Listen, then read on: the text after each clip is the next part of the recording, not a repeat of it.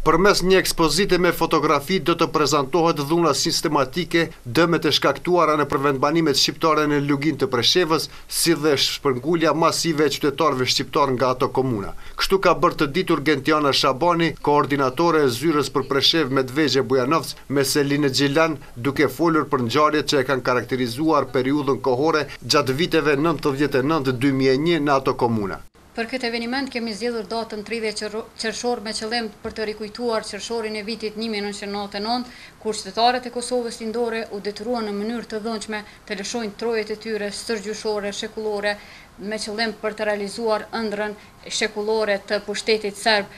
pas pastrimin etnik në trojet shqiptare në Lugin të Preshevës. Në këtë eveniment parashihen të ekspozohen 60 foto këto të cilat dëshmojnë të gjitha dëmet të cilat i ka bërë pushteti serb në Luginën e Preshevës, të gjitha shtëpitë e demoluara,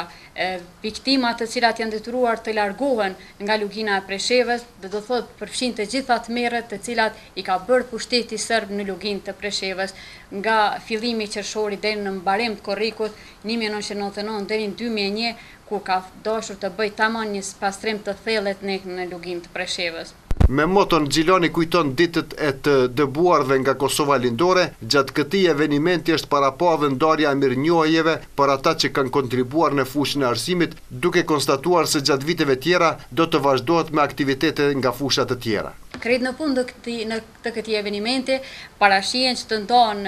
mirënjohje për personalitetet të cilat kanë kontribuar në Kosovën lindore. Konkretisht kemi zgjedhur në këtë vit jubilar, kemi zgjedhur që në evenimentin Gjilani kujton ditët e dëbuarve të Kosovës lindore, që të ndajë mirënjohje për persona të cilët kanë dhënë kontribut në fushën e arsimit. Do thotë këtë vit kemi zgjedhur fushën e arsimit me shpresë që vitet e ardhshme të bëhen evenimente edhe më të mëdha, evenimente të cilat do të përfshin edhe fusha të tjera dhe nuk do të jenë evenimente vetëm simbolike. Mirë, po fillimisht fillojmë kështu e pastaj shpresojmë që evenimente të tjera të bëhen të përvjetshme.